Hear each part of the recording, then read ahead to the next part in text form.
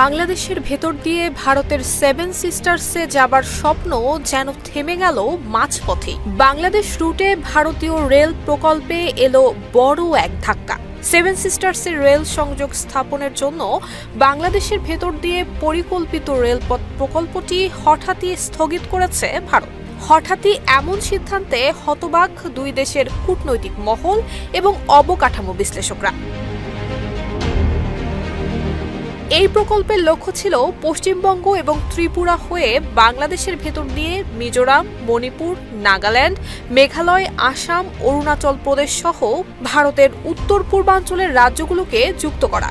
এতে সময়, ব্যয় এবং নিরাপত্তা তিনটি দিক থেকেই উপকৃত হতো ভারত। কিন্তু হঠাৎ করেই ভারতীয় কর্তৃপক্ষ এই প্রকল্প স্থগিতের সিদ্ধান্ত জানিয়েছে।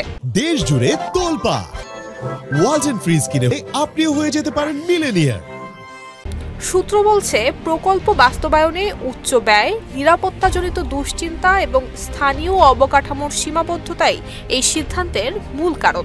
তবে শুধু প্রযুক্তিগত নয়, রাজনৈতিক এবং কূটনৈতিক দিক থেকেও এই স্থগিতাদেশ তাৎপর্যপূর্ণ।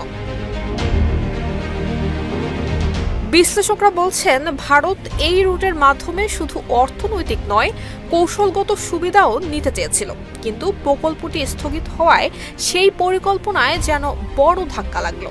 পাশাপাশি বাংলাদেশের ভূরাজনৈতিক গুরুত্ব আবারও যেন সামনে চলে এলো। বিশেষজ্ঞরা মনে করছেন, প্রকল্পটি ভবিষ্যতে আবারও চালু হতে পারে। তবে তার আগে দুই দেশের মধ্যে নতুন করে আলোচনা, বিশ্বাস অর্জন এবং যৌথ বিনিয়োগ নিশ্চিতে উদ্যোগ নিতে হবে। এই প্রকল্প স্থগিত হওয়ার অর্থ শুধু একটি অবকাঠামো বন্ধ হওয়া নয়, এটি দুই প্রতিবেশীর সম্পর্ক এবং আঞ্চলিক ভূরাজনীতিতে একটি নতুন মাত্রা যোগ করেছে। নুসরাত জাহান মেহেক, ঢাকা পোস্ট।